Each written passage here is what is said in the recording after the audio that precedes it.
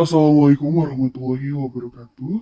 Shalom, Om Swastiastu, Namo Buddhaya, Salam Kebajikan. Perkenalkan, kami dari kelompok 1, Kelas Sastra Indonesia C, Angkatan 2020, di sini akan membawakan materi glosa dan kalimat dalam video kali ini. Sebelumnya, perkenankan saya untuk memperkenalkan anggota kelompok 1.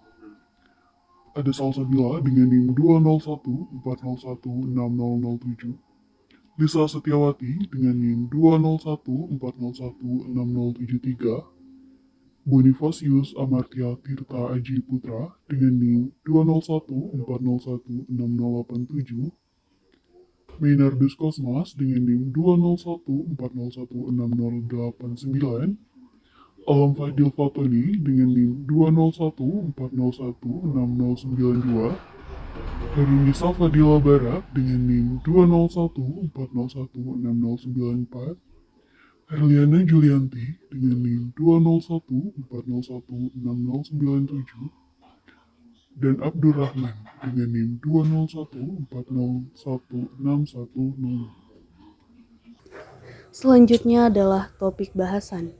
Topik bahasan yang pertama adalah pengertian klausa dan kalimat. Pembahasan yang kedua adalah perbedaan klausa dan kalimat. Pembahasan ketiga adalah pola-pola kalimat. Dan yang terakhir adalah daftar pustaka. Langsung saja kita ke pembahasan yang pertama, yaitu pengertian klausa dan kalimat. Klausa adalah satuan sintaksis berupa runtutan kata berkonstruksi predikatif. Menurut Khair, tahun 2014 halaman 231. Dan di dalam konstruksi itu, ada komponen berupa kata atau frasa yang berfungsi sebagai predikat dan yang lain berfungsi sebagai subjek, objek, dan keterangan. Klausa tidak menggunakan intonasi akhir ataupun memiliki tanda baca. Intonasi akhir yang dibaca maksudnya seperti intonasi tanda baca, perintah, maupun berita. Klausa memiliki ciri-ciri seperti terdiri dari dua kata atau lebih, memiliki subjek dan predikat, punya fungsi gramatikal dalam kalimat, tidak memiliki intonasi akhir dan tanda baca. Dan selanjutnya adalah pengertian dari kalimat. Kalimat adalah satuan sintaksis yang dibangun oleh konstituen dasar dari intonasi final.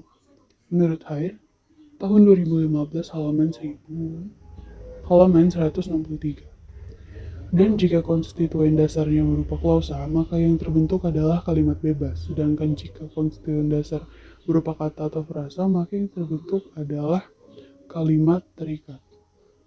Kalimat dapat merupakan gabungan frasa dan klausa. Awal kalimat diawali dengan huruf kapital, memiliki tanda baca juga intonasi akhir.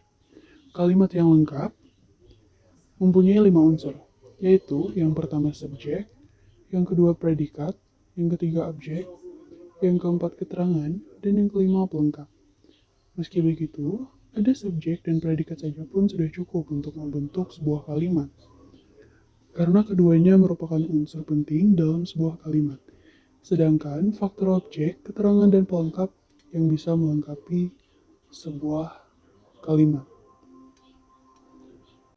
Pembahasan selanjutnya yaitu perbedaan klausa dan kalimat.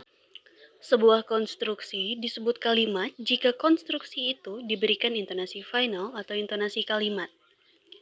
Tercantum 2 contoh. Contoh poin pertama, Fatkur minum tanpa adanya intonasi final. Contoh kedua, Fatkur minum. Terdapat intonasi imperatif. Misalnya, konstruksi Fatkur minum dapat disebut kalimat jika diberi intonasi final. Bisa berupa intonasi deklaratif, interrogatif, ataupun imperatif. Selanjutnya adalah pola-pola kalimat.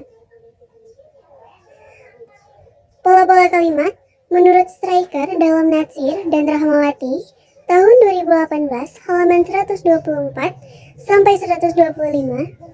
Sintaksis merupakan kajian tentang pola-pola kombinasi kata untuk pembentukan kalimat.